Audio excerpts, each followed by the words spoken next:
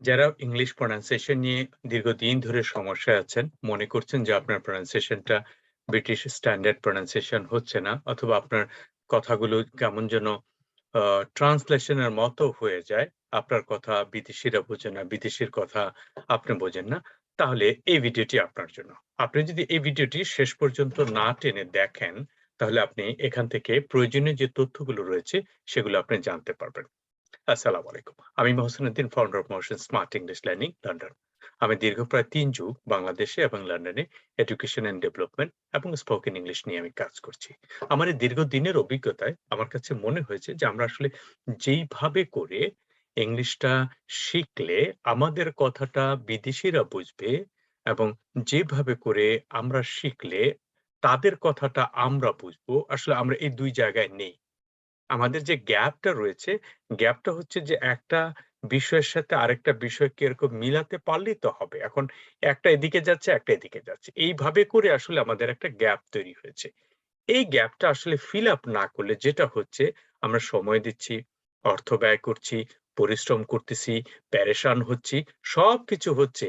কিন্তু শুধু একটা কাজই হচ্ছে না। সেটা হচ্ছে আমার ইংলিশটা স্ট্যান্ডার্ড প্রনাউন্সিয়েশন হচ্ছে না। চলুন দেখে নেওয়া যাক আসলে প্রনাউন্সিয়েশনটা কিভাবে করে ইমপ্রুভ করা যায়। আমি কিছু ট্রিকস এখানে দেব। ৩ টা ট্রিকস আপনাদেরকে দেব। যে ট্রিকস গুলো আপনারা ফলো করলে আশা করি যে আপনার প্রনাউন্সিয়েশনটা কিছুটা বেটার হবে। Let's start from the beginning. Number 1 is that আপনি কি অ্যালফাবেটের যে সাউন্ডটা আছে, সে সাউন্ডটা কি সঠিকভাবে করতে পারেন? নাকি আপনি কে বলছেন, আ নাকি টি কে টি বলছেন, নাকি আপনি কিউ কে কিউ বলছেন, এরকম করে আপনি বলছেন। ফলে হচ্ছে কি আপনার মধ্যে একটা মানগত ডাউন ভাব রয়ে যাবে। হ্যাঁ? সো আমরা let's start from the beginning. আপনি যদি বলেন অ্যালফাবেটের সাউন্ডটা এইভাবে করে করা যায়। A, B, C, D, E, F, G, H, I, J, K, L, M, N, O, O, P, P, Q, R, S, T, U, V, W, X, Y, Z। যদি মনে করে থাকেন যে আসলে এত বড় বয়স হয়ে গিয়েছে, এখন এবিসিডি শিখব, তাহলে আপনি গন কেস। হ্যাঁ? সবচেয়ে যেটা গোড়ায় গলদটা, এই গলদটা আগে সমাধান করতে হবে। তাহলে দেখবেন আস্তে, আস্তে করে সব সমস্যার সমাধান হবে। সো এবার আসুন কিভাবে করে আপনি আপনার এই গোড়ার গলদটাকে সমাধান করবেন। আপনি আগে বলতেন এখন বলেন এই। আগে দ্বারা যখন একটি অর্থ বোঝাতো তখন বলতেন I have a pen। এখন আপনি বলবেন আব আ ফ্যান, আব আ ফ্যান, আব আ ফ্যান। এখানে খেয়াল রাখতে হবে। একটা বাক্যের মধ্যে সবগুলো কথা গুরুত্বপূর্ণ না। সবগুলো কথা গুরুত্বপূর্ণ না। যে কথাটা ইম্পোর্টেন্ট ওয়ার্ড, যেটা সেন্টেন্স এর মধ্যে, সেটাকে গুরুত্ব দিয়ে উচ্চারণ করতে হবে। আর যেটা লেস ইম্পোর্টেন্ট সেটাকে কম গুরুত্ব দিয়ে উচ্চারণ করতে হবে। এই অভ্যাসটা আপনি যদি করে ফেলতে পারেন, তাহলে আপনার ইংলিশটা অনেক ক্লিয়ার হয়ে যাবে। চলুন এবার দেখা যায়, আমার একটা কলম আছে, আবার ফ্যান। আমার একটা বোন আছে, আবার সিস্টার। আমার একটা ভাই আছে, আবার ব্রাদার। এরকম করে আপনি বলতে পারেন। তাহলে এবিসিডির উচ্চারণটা আপনি এইভাবে করে শিখতে পারেন। আবারও আমার সাথে রিপিট করুন। A, B, C, D, E, F, G, H, I, J, J, K, K, L, M, N, O, O, O, P, P, Q, Q, R, S, T, U, V, W, X, Y, Z। আপনি তো বর্ণমালার উচ্চারণটা পারলেন। এবার আসুন কোন বর্ণগুলো একটু change হচ্ছে কোন বর্ণগুলো, সেই বর্ণগুলোকে আবার আলাদা করে উচ্চারণ করুন। হুম?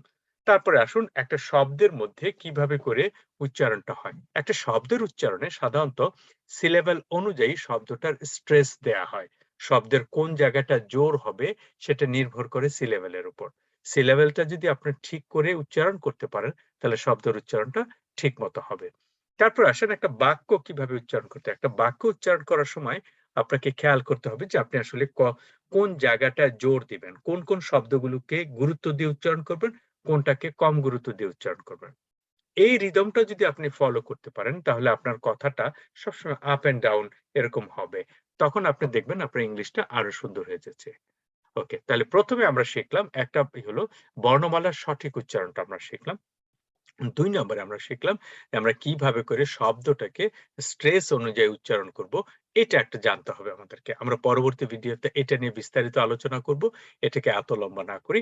তারপরে আসেন আপনি একটা বাক্য পড়ার সময় ক কোন শব্দগুলোতে বেশি জোর দিতে হবে, কোনটাকে কম জোর দিতে হবে, দ্যাটস ইম্পোর্টেন্ট। এই ৩ টা জিনিস যদি আপনি ফলো করতে পারেন, তাহলে আপনার ইংলিশ উচ্চারণটা অনেকটা সুন্দর হবে। এখন তো আপনি তো নিয়ম জানলেন না? সি এর উচ্চারণ কি হবে? খ হবে। ওকে, সি এর উচ্চারণটা কি হবে? টি এর উচ্চারণটা ঠি হবে। ভি এর উচ্চারণটা ভি হবে। কিউ এর উচ্চারণটা কিউ হবে। এইভাবে করে আপনি এবার ছোট ক্লাসের যে ইংরেজি বইগুলো আছে, এই বইগুলোকে আপনি একটু চর্চা করতে পারেন। আপনি ১ম এই খুব বড় বই নিউজ পেপারে যেয়েন না, কারণ ওখানে অনেক কঠিন শব্দ থাকে। এই কঠিন শব্দগুলো আপনি পড়তে গিয়ে আপনার উৎসাহ হারিয়ে ফেলবেন। আপনি ছোট শব্দগুলো পড়ুন। একটা ইংরেজি বই ক্লাস ৩ এর বই, ৪ এর বই যেকোনো একটা বই আপনি এনসিটিভির ওয়েবসাইটের মধ্যে ফ্রি বই রয়েছে। আপনি চাইলে ওখান থেকে ফ্রি বইটা আপনি দেখতে পারেন। কিভাবে করে এনসিটিভি ডট গভর্নমেন্টের যে ওয়েবসাইট রয়েছে সেই এনসিটিভির ওয়েবসাইটে গিয়ে আপনি পাঠ্যপুস্তকের মধ্যে গিয়ে আপনি ক্লাস 3 এর বই, 2 এর বই সব ক্লাসের বই ওখানে পিডিএফ ফরম্যাটে আছে। আপনি চাইলে ওখান থেকে দেখে এই যে আপনি নতুন নিয়মটা শিখলেন, এই নিয়ম করে আপনি অনুসরণ করেন। এর পরের কাজ হচ্ছে আপনি আগামী ৩ দিন এই একই কাজ ৩ দিন করতে থাকবেন। করলে দেখবেন আপনার কনফিডেন্স লেভেল ডেভেলপ হবে। কনফিডেন্স লেভেল ডেভেলপ হলে আপনার প্রত্যেকটা ওয়ার্ড উচ্চারণ করার সময় কিভাবে উচ্চারণ হবে সেটাও আপনার কাছে রপ্ত হয়ে যাবে। Then it will be easier for you to do. আমার নেক্সট ভিডিওতে আমি আলোচনা করব কিভাবে করে শব্দগুলোকে উচ্চারণ করতে হয়, কিভাবে করে আপনি আপনার শব্দর আমূল চেঞ্জ আনবেন সেটা নিয়ে ভিডিও থাকবে। ২ নম্বর ভিডিওতে আমার থাকবে। আমি ১০ টা ভিডিও আপনাদের জন্য করে দেব। এই ১০ টা ভিডিওর মধ্যে ইংলিশ ল্যাঙ্গুয়েজ শেখার যে প্রয়োজনীয় বিষয়গুলো রয়েছে, সেগুলো আপনারা আমার কাছ থেকে যারা আমার ইমেইলে সাবস্ক্রাইব করবেন, তারা ইমেইলে পেয়ে যাবেন। আর যারা আমার ইউটিউব চ্যানেলে রয়েছেন, তারা আমার ইউটিউব চ্যানেল থেকেও পেতে পারেন। আর যদি এখনো চ্যানেল সাবস্ক্রাইব না করে থাকেন, আপনি চ্যানেল সাবস্ক্রাইব করতে পারেন। তাহলে সহজেই আমার কোন জিনিস আপলোড করলে সহজেই আপনি পেয়ে যাবেন। ধন্যবাদ সবাইকে। মহসিন স্মার্ট ইংলিশ লার্নিং এর পক্ষ থেকে অভিনন্দন। আসসালামু আলাইকুম।